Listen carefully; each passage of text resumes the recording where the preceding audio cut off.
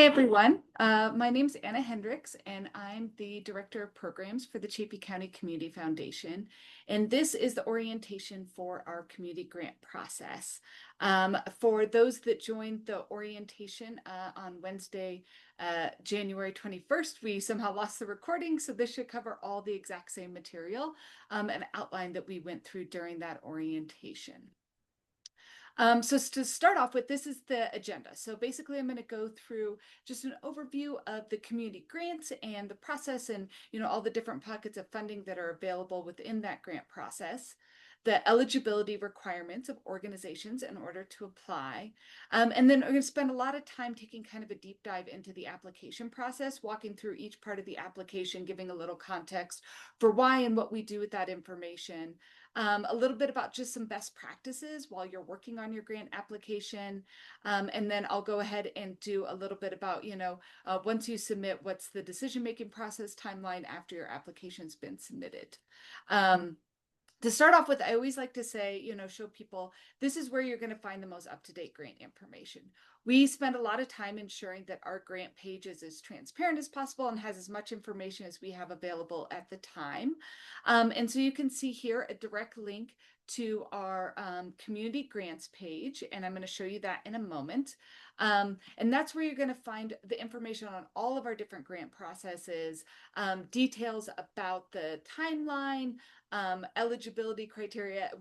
This recording is going to be available there, as well as any of our other grants if you want to explore through some of our other grant opportunities. However, applications get submitted within our grant portal, and there's a lot of links directly on our website to this grant portal, because this might be hard to kind of write down if you're watching from your home. And then if you have any questions, please reach out. We are always happy, and we are definitely here to answer any questions that you might have. And the best email to use is grants@chaffeycommunity.org. And that way it goes to all of our staff, in case somebody's out of the office, and you're going to get the most timely response reaching out to that application or to that email address. I'm going to take a pause here and hopefully shift very seamlessly and just show you the where to find the grant information. So if you go to chaffeycommunity.org and you scroll down, you kind of come over here to nonprofits, you can see our grant making. This grant making page, we've got the link to the portal, very first thing at the top. It's going to go through our whole grant processes that are available right now for 2026, some ongoing grants as well. You can click on each one individually. You can see community grants are right here at the top. So that's going to, if you click that, it's going to open up its own browser specifically dedicated to the community grants. Grant portal link is right in the beginning, and you can kind of scroll down and see a lot of the information that we're going to go over today in this orientation, timeline, process, eligibility. And then I wanted to scroll down here a little bit just to showcase, because I'm going to bring this up a little bit later, but this is also where you're going to find a PDF for the grant question. So if you want to print off the application in advance and just kind of get, have that printed or have that easily accessible, that's right there for you, as well as the scoring rubric. And I'll talk about that in a little bit here as well. Head back to my presentation. All right, so that's where you direct questions. It's where you kind of find the follow-up grant information. The community grant process is administered by the Chaffey County Community Foundation. And for those that have applied to us in the past or have looked into our grant making, we have historically had a couple of different processes throughout the year, a spring municipal grant process and a fall community grant in particular. And what we started to realize is, as we had added some other opportunities and some funding opportunities, we really wanted to make this process as easy on the nonprofits as possible, because we don't want you to spend all your time writing grants. We want you to be doing the good work that you're doing in the community, and realize that it started to become a lot of, it was kind of tracking the spring process, then the fall process, then you had two different kind of reporting cycles. And we're also seeing an increase in competitiveness for these grants, just people doing really good work. So many more asks than available funds, which I think will still continue to be the case. I just think it's the landscape of where we are. But what we wanted to do was to combine all of these different funding partners into one process so that nonprofits this is your one time this year to complete this grant application. And a lot of these questions help us to identify which pockets of funding you're eligible for and kind of do some of that back end work so you don't have to submit, multiple applications. You're going to submit one combined application for this community grant, and these are all the eligible pockets of funding. I definitely recommend, and this is in the application, but to take a little bit of time and just kind of see some of the criteria for each. The Sangre de Cristo Electric Association, those were our fall community grants in the past. And that is the broader geographic range of Chaffee, Custer, Fremont, Lake, and Saguache counties. And so for organizations that are kind of serving outside of Chaffee County, this $35,000 is that eligible pocket of opportunity. And they have some specific criteria where, the city of Salida and the town of Buena Vista are going to have, their criteria is a little bit more honed in on just serving the community, those municipalities essentially. So recommend looking through it, and it's in the application so you can kind of see both the geographic criteria as well as some of the focus areas. And we ask a couple of questions in the application to hone in on that. But the total pocket of funding available is $196,944 this funding round. Eligibility. So eligibility requirements for applying for these grants. There's a couple of different types of grants that are awarded: unrestricted grants and restricted grants. So as part of our philosophy and our model for trust-based philanthropy, for local 501c3 nonprofits, so local being that 50% or more of the people that you are serving are in the eligible geographic criteria, you will be awarded what's called an operating grant or an unrestricted grant. And what that means is that we want to hear about all the good work that you are doing. But if awarded funds, it's not restricted to a specific program. We trust that you are going to use those funds in a way that moves your mission forward and allows you to make that impact that you highlighted in your application. So you're welcome to highlight a project. Maybe there's something you're really excited about, but the grant application does not need to be honed in on a specific project. You're welcome to talk about, kind of your organization as a whole.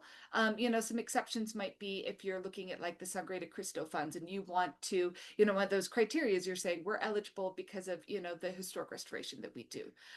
You're going to want to make sure that in your grant, you're, highlighting that program in particular so we can kind of see a little bit more about that program and know that you're eligible for that pocket of funding. The other types of funding are restricted grants. So that might be a regional 501c3. So say that you operate a 501c3 that serves, the state of Colorado.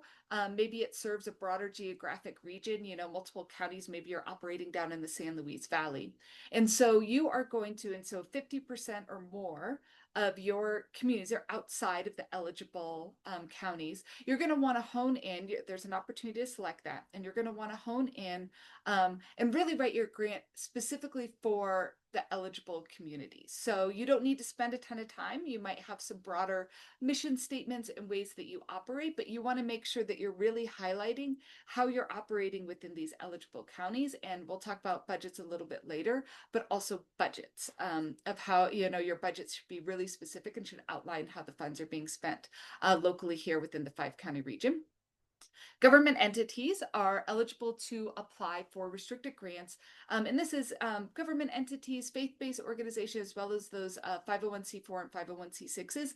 You are eligible to apply for a project that has a specific broad-reaching community impact. So an example, that I like to give is, a local library wants to put on a CPR class. They want to put on a CPR class. It's free to the community, and they're looking for funds specifically for that. So if awarded funding, those funds would be restricted to that CPR class, and you're going to write a budget that's specific to that. Same with faith-based organizations. In the past, we've had applications for like a food bank, or some sort of resource center. And so those programs that you are applying for need to be, everybody in the community needs to be eligible for to receive those benefits or that program. It can't be just kind of restricted to your congregation.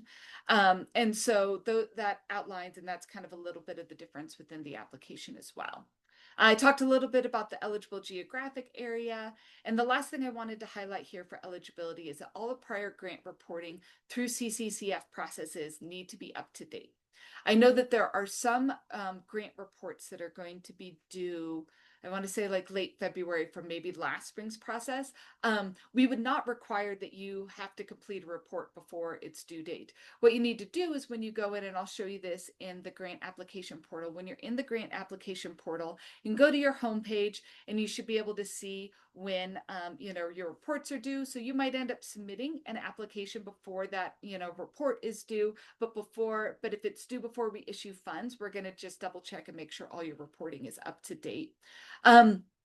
You're welcome to reach out to us if you're unsure about your organization as well. Maybe you're new, maybe you're a new staff member, and so you've created yours and you're like, I don't know if I have access to all of our organization's grants from the past. Feel free to reach out and we're happy to look up for you and just let you know if your organization has any outstanding reports or even upcoming reports, to just so that you're tracking that reporting. Application process. So I'm going to take us directly to the grant portal and walk through that application. I'd already talked about one application for multiple funding partners, and all required fields must be completed and submitted by February 27th. That is the hard deadline.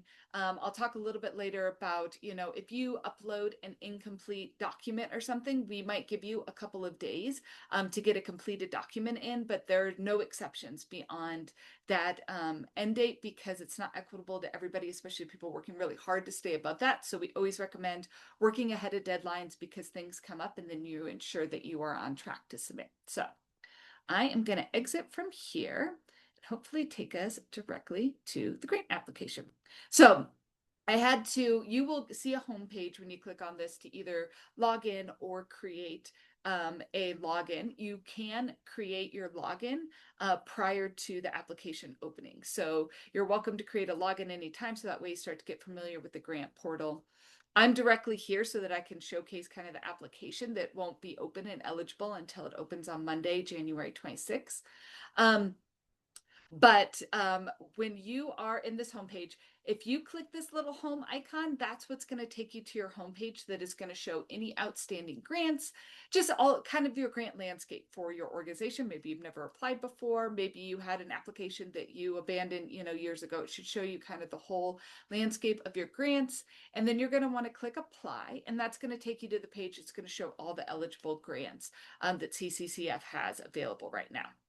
Click on the community grants, and this is going to pop up. So you can see I'm kind of logged in here. It's going to show my organization name, and it's going to start delving into the application. We're just going to go through this one by one. So your application name, I think some people use their organization name as their application name. That's totally okay. If you want to highlight something like, providing childcare within our community. If you have a project-based grant, it's really helpful that the application name is applicable to the specific project that you're honing in. So maybe it's, community CPR classes. One thing I want to highlight is that I recommend going through this application from the top down, because some of the answers that you select are going to generate different things depending on your eligibility. And so I'll show you a little bit farther down. But if you don't click, you just kind of decide to start launching into the application questions, but then you switch from a 501c3 to a project grant, it's actually going to pull up different questions and you might lose all of that narrative that you put in. So I recommend starting from the top down. It's not the fun stuff of talking about what you do, but it's really important so that all the fields that you need to complete are going to generate. So this is specifically related to tax exempt status, because if you click 501c3, or if you're under the fiscal sponsorship of another 501c3, it's going to populate some specific forms that you need to upload as a 501c3 that you don't have to do. I actually think all of these tax exempt, but that you wouldn't have to do as a government organization. So I'm going to go ahead and click 501c3. These questions, if you've received a grant from us in the past year, and has your banking information changed? So that's going to populate. So maybe I say, yes, I've received a grant, but we've got a new bank. Our organization switched banks. So if I click has your banking information changed? If I click no, it's not going to pop up anything else. So we're going to say we've got your ACH, your direct deposit information on file. Maybe it's not applicable because you've never applied with us before, or I'm going to go ahead and say yes, that my bank information has changed, and we'll see farther down where it populates a new field. Everybody has to complete a signed and dated W-9 within the past 3 years. This should hopefully generate and pull up a blank. Couldn't get it to work the other day. We'll see if it pulls up in a minute. A blank document, but it should download a PDF for you. This is an IRS document that you're also able to pull online. Some people get this confused with like a tax document, like a 1099 or, one of those. This is not a W-2. This is the information that we need to verify your legal organization name, your mailing address, especially if you want a check mailed to you, your EIN, and it's signed by somebody authorized within your organization. So let's see if it pulls it up. There we go. So it's a request for ID number and certification is essentially all this is. You're going to fill out, should be a fillable form once you download it on your computer. This is just up in my browser. You're going to fill out this part 1. This top part, it's going to have all of your information, and then down here, you're going to enter in your EIN for your organization, and this is where you make sure that you sign and date, and the rest of it is just kind of the legalese that goes with that document. I'm going to come back to the profit and loss statement and balance sheet because I do have some samples of financial documents and want to kind of talk about them as a whole. So every organization needs to upload a profit and loss statement and a balance sheet for their organization. Grant reporting. So this is, you're just attesting to that your organization is up to date on all required reporting. If the date that you complete this application, your next report is not due for 2 weeks, you are up to date at that point. So it's just kind of a check for you as an organization to do that due diligence, and maybe you're going to reach out to us to confirm where your reporting is at. Authorizing signature. So we added this field to make it easier for us to ensure that we are getting the right person. So if your organization, your project is recommended for funding, the next step is to complete a signed grant agreement. And we just are working to ensure that we have the correct person who is legally able to sign that grant agreement. So maybe you're a program coordinator, a program manager that you're working on a project, but you might not be legally authorized to sign a form, especially a grant agreement for your organization.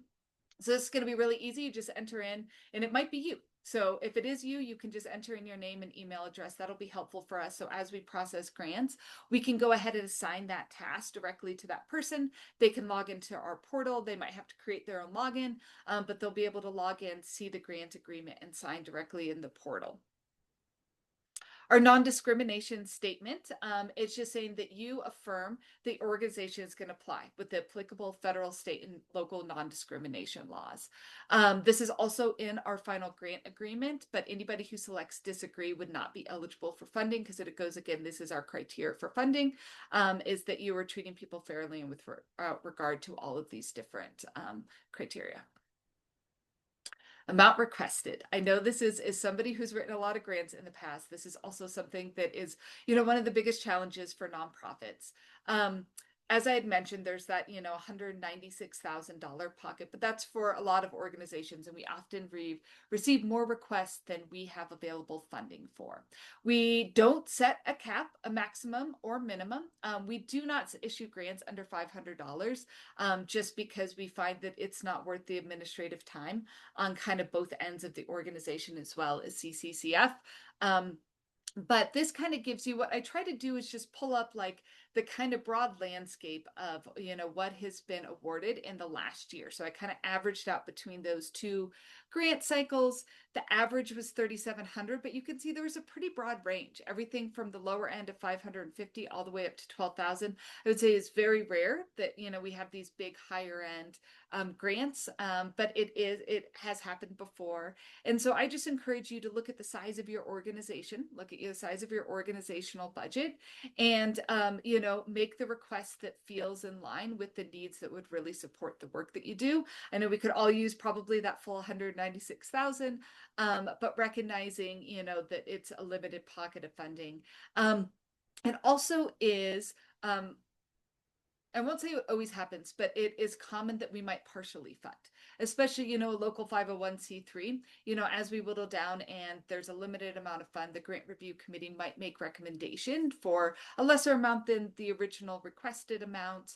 And that's one of the reasons that we added in, and this is an optional question, but for those project grants. So if you've got a project grant, this is the minimum amount of funding that you need to make that project viable, because that often gets a little bit tricky for the grant review committee. Take that CPR class. You need $4,000 to make it happen because you want to lead 6 classes, and that's what it's going to cost for your instructors. The materials are going to last for the entire time. But, like if you get anything, you don't, maybe you have one other funder. It's your only other, kind of confirmed funder and pocket of funding that might be available for that. So if you get anything less than $2,000, the project actually isn't viable, and you wouldn't even be able to accept that award. And so that's what this is in for. Again, it's optional, but it does give us a little bit more information, if we're looking at potentially partially funding some projects, to know like, hey, this project is just really not viable if we're down to 550 or something like that. So this next is that type of organization that I had already talked about, but it's really important that you are reading through and you are clicking the correct type of organization that describes your organization, because this is also going to make that switch, as I had mentioned earlier, with the narrative questions that pop up. And so you've got your local organization. It kind of outlines all of this criteria. So you're a 501c3, you predominantly serve in Chaffee County. That's statewide or regional. So more than 50% of your population is outside of this 5-county region, but you're applying for a program that serves Fremont County residents. And so you're going to have a chance to kind of break down percentage-wise farther down. Faith-based organization, and those 501c4, 501c6 are government entities as well. And so I have a little video here that is just kind of back to that I had mentioned, restricted, and that would be project-specific grants or operating funds or unrestricted grants. So this is just kind of a reminder of what that means, as well as a little video explaining. And I'm going to go ahead and choose that local nonprofit, so that I'm getting kind of the general operating questions. And then this is going to allow you to break down your service area. You should do your due diligence to be as accurate as possible, but you don't need to kill yourself to be like within 0.5% of where your population serves. If you know that you've got people that come in, maybe to access your services, maybe you're a Lake County nonprofit, and you know that on average, you're like, we have probably about 5% of people that come up from Chaffee County. So just doing your due diligence to really hone in on where you're serving within the community, but it doesn't need to be to like a minute amount of detail. We've got it broken down to Buena Vista and Salida, so that way you are for those municipality grants, we understand how much is directly within those communities. Broader Poncha Springs or unincorporated Chaffee County, and then there's the rest of the counties and outside of another county or region. So if you're that regional statewide, you could have 95% outside of this region. And, like your remaining 5% is in Chaffee County. You're still going to be eligible for funds because you're going to have an opportunity to upload a budget and to talk about the impact that you're trying to have in Chaffee County. But this just gives us kind of a landscape. So this is for your whole organization. Where are you serving in the state of Colorado? It should equal 100%. So if it doesn't, I might reach out and ask for clarity, but it should reach 100%, by the end. This is that further breakdown of funding opportunities that I had talked a little bit about earlier. So, the municipalities is their organizations, projects that are serving those communities. The Monarch Mountain Outreach community outreach grants, should align with Monarch's core values of environmental sustainability, recreation, humanitarian efforts, and fostering a supportive community. And then, as I mentioned, Sangre de Cristo has some more specific kind of criteria: the promotion of health, relief of under-resourced communities, disaster preparedness and relief services, animal protection, welfare, and environmental and historic preservation. Down here at the bottom, and then Chaffee County, it's really, working at community health, vitality, and capacity within Chaffee County for the community foundation funds. Oops. You're going to select all focus areas that demonstrate your eligibility. And then you're going to have an opportunity just to highlight 1 to 2 sentences of why you meet that specific criteria. This is not a rated portion of your grant application. So this is not where you're going to dive into why the animal protection and welfare work that you do is so critical to the community. It's a very simple kind of checkbox of, we provide, services for, stray pets within the community. We operate a shelter. We connect people with, whatever it might be. So it's just 1 to 2 sentences. This is how we are eligible. Maybe you run an arts program, community vitality, arts are critical. We run, X number of art shows that are critical to the vitality of, Chaffee community for both visitors and residents alike, or something along those lines. So just real short so that you're really just showing your eligibility for each of these areas. And if there's something else that you feel like doesn't kind of fit in these buckets, that just helps us to understand a little bit more about what your organization does. I had mentioned earlier that I was going to check that 501c3 box because it is going to pop up this section specifically for nonprofit organization documents. So there are 2 documents that nonprofits need to provide so that we can verify your eligibility. The first is your IRS tax letter. You should have received that when your organization was founded.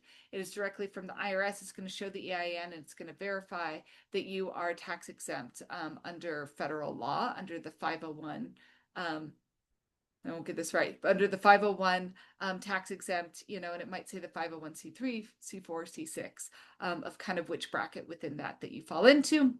Most organizations, you should have no problem finding this. The next one is the Colorado Secretary of State charitable registration. And we do field a lot of questions, and I know this causes a lot of confusion with people. You are welcome to reach out if you are unsure. As an entity, you need to register with the Secretary of State.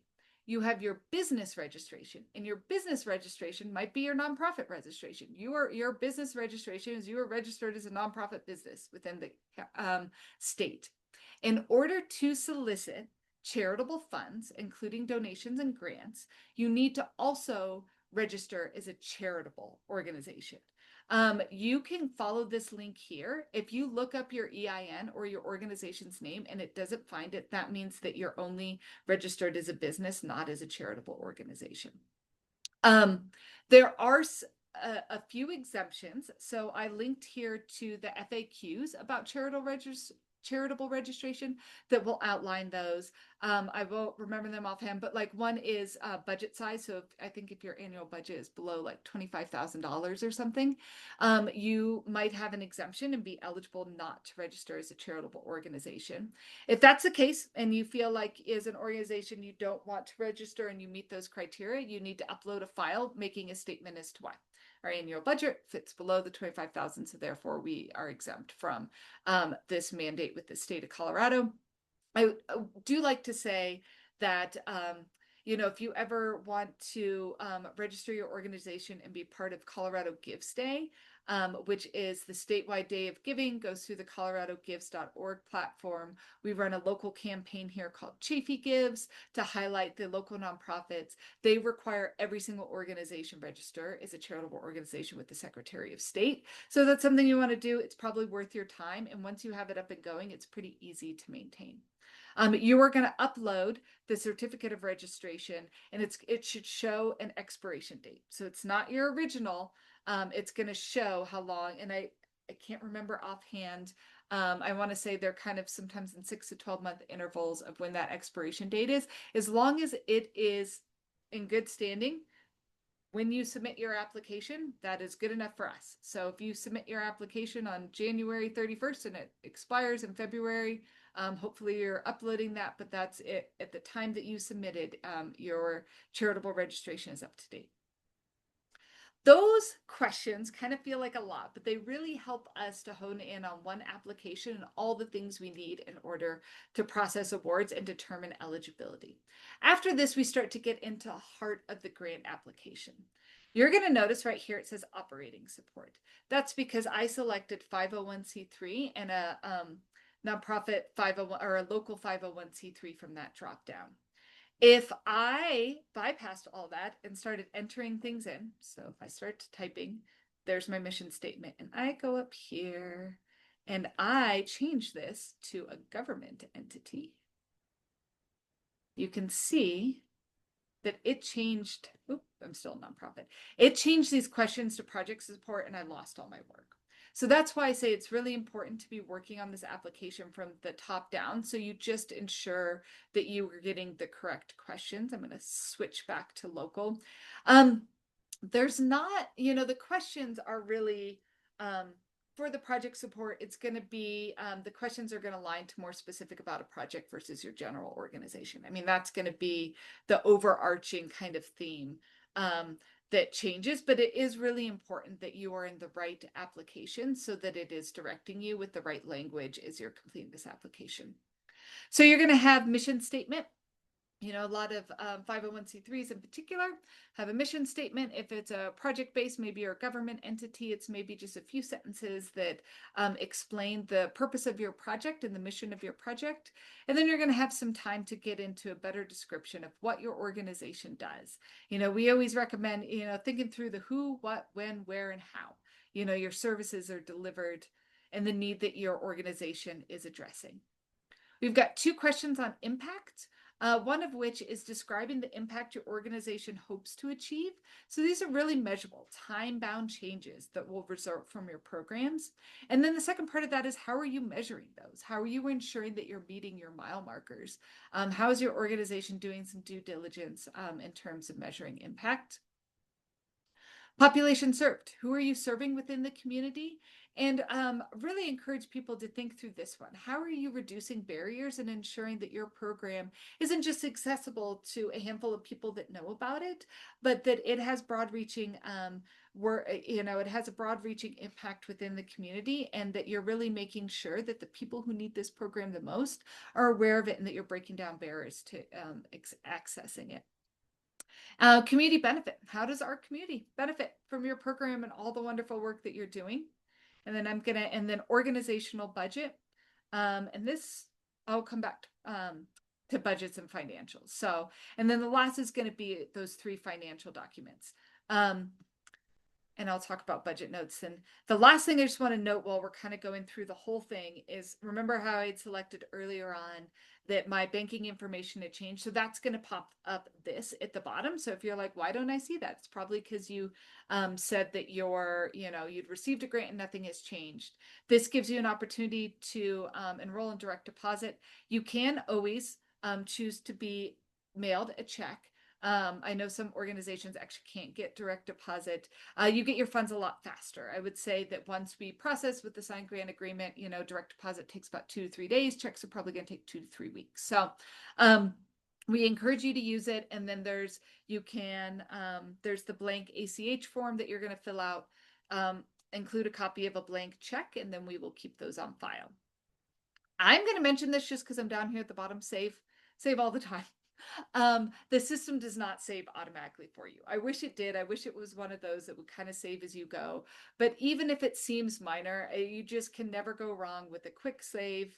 It's going to keep you, and right now it's going to pop up and it's going to say, these are all the things you didn't complete. And then you can click continue. It's going to take you right back into the application. Save often, because I hate getting calls that people lost their work and spent a lot of time in here on their work.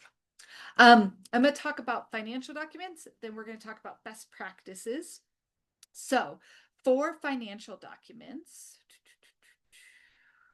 all organizations, profit and loss statement and a balance sheet. Your profit and loss statement is, and I've got a sample that I'm going to pull up here, is going to be from your last completed fiscal year. For a good majority of organizations, that's the calendar year. But it might not be. There are organizations maybe you serve in the school district and you kind of follow the school's calendar, things like that. So I'm going to pull up here here. Okay. So this is your sample profit and loss statement. Your profit and loss needs to outline your income and your expenses for the last calendar year and your change in net assets. It should be for the full year. Sometimes we get them for 6 months. This is basically showcasing this is all the different money. This is how we fund our organization. This is how we diversify our revenue. Maybe we have grants, different government grants. Every organization breaks it down, donations, earned income. Some people choose to put in kind. If you have maybe a lot of volunteer hours or donations, and then you can show that as in kind and expenses. So it kind of balances itself. The value of your in kind is a strategy that people use to show kind of all the work that goes into their organization. And then here are the expenses. And so this is kind of, different organization will have different levels of expenses. And different levels of breakdowns, but this should showcase. I mean, this is where we're spending money. Maybe we have personnel. Maybe some organizations are all volunteer. This helps us know where's all your money going, where you're spending your money. And what's your change in net assets at the end of the year? Are you going a lot over? Are you, in the red at the end of last year? Your balance sheet should be the end of your fiscal year. So this should be a snapshot of where your finances are at the end of your fiscal year. And that's going to be assets and liabilities. For some really small organizations, it might be as simple as a bank statement. We've got $10,000 in our savings account, because we operate, on a minimum. We do often encourage, we feel like best practices are 3 to 6 months for of operating expenses, but you might make a different determination based on your organization. That might be an organization that has staff. They want to be able to have enough of a reserve that they can weather some storms of some changes in federal funding, for example. Really small organizations and paying for staff might have a lower, you might determine that we keep a lower amount of reserves so we can really get that money out and kind of use it up in our programs. And then once you do, whatever liabilities you might have in terms of payroll or maybe outstanding loans and things is going to give your total net assets at the end. I feel like financial documents are the things that people upload, get confused on, or don't upload the complete ones the most often. So I do, if people don't have the correct financial documents, staff will, during our review process, staff will often reach out and give you maybe 2 days in order to get those documents in. Once the application is submitted, you can't change your narrative, you can't do any other uploads, but we often will give you the opportunity. Maybe you just didn't pull the right form or something. Organizational budget should be your what's your plan for this upcoming fiscal year. Maybe if you're on the calendar year, it's early in the year. Some people choose to put in actuals as they're kind of tracking throughout the year. That's an option. It's not mandatory. It's basically like your full package is going to show this is what happened last year. This is where our net assets are and what we have in the bank. And then this is what we're planning for the upcoming year. These are the grants we're going after. This is what we're anticipating for fundraising. This is where we're planning on spending. A budget is just a tool. We recognize things change, but this is how you were planning for the upcoming year. You can see here, it says organizational budget. It needs to include both revenue and expenses. If I go to the top, let's see where my branching comes from here. If I go back down, say I'm a faith-based organization, and I scroll all the way to the bottom, it's going to change.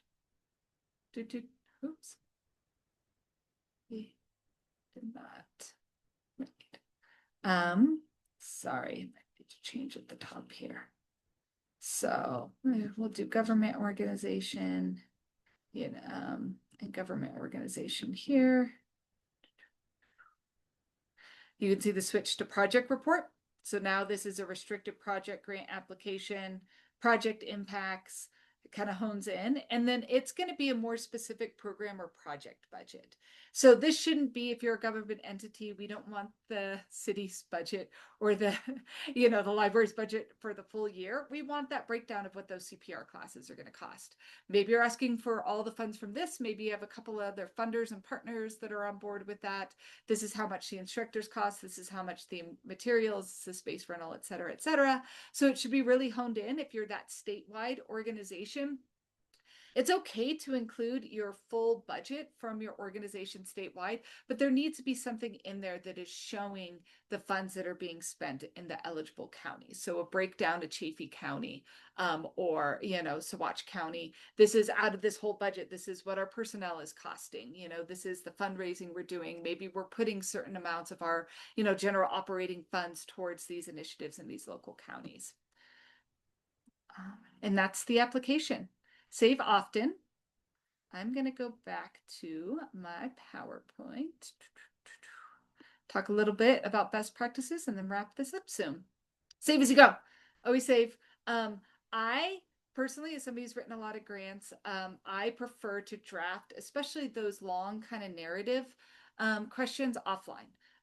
Because it's easier for me to move them around. I can share it with people, get feedback. I don't have to worry if I'm working kind of within our org files, it's saving as we go. I don't have to worry about the system crashing and losing it. So I have everything when I'm ready to submit. I just copy and paste. Personal preference, don't have to do that, but know that you need to save within the portal.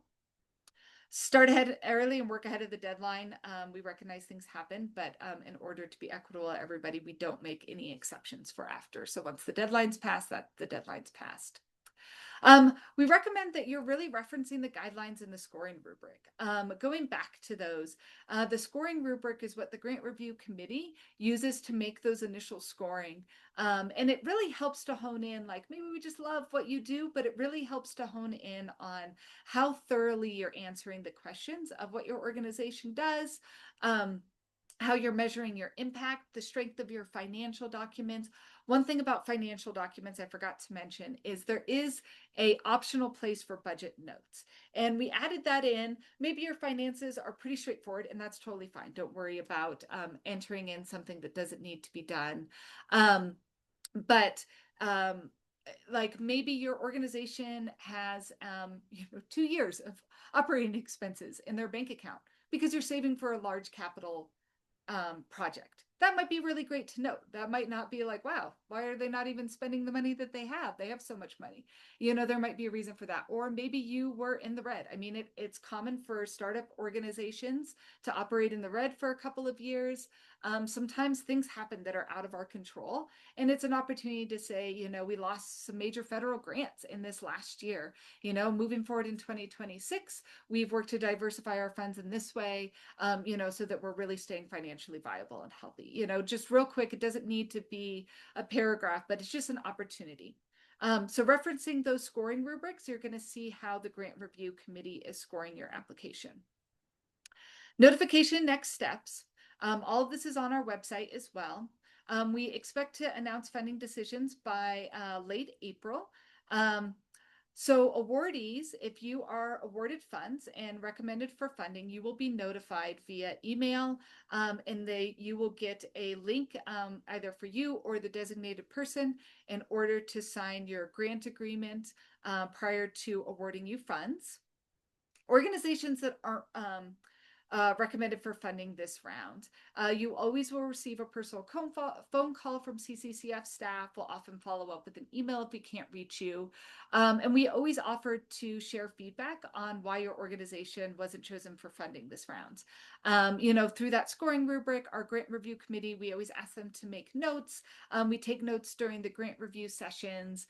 And sometimes that can help you kind of hone in on like, okay, we do a really good job of explaining what we do, but we didn't do a very good job of like explaining why the community benefits, like why this program kind of matters, or we really realize we need to work on impact and how we're measuring our impact, or our finances are really not in a great place, or whatever it might be. So we're always happy to sit down, and then we try and help direct to resources as well. I'm going to just take a quick look at my notes, but I feel like I hit on everything. The last thing that is in my notes that I didn't hit on, for organizations that have applied through us in the past, we have done what's called site visits or follow-up from the Grant Review Committee. So the Grant Review Committee, maybe you didn't fully explain something. They're like, they didn't really break down like who they actually serve, whatever it might be. And then there was an opportunity to answer those questions. We are moving away from that for a couple of reasons, partially because it's really time consuming on the grant review committee. It's time consuming on CCF staff, and it really hasn't been moving the needle. We are finding that it really isn't moving the needle a lot. However, that being said, I bring that up because it's really important that you're thorough with your grant application questions.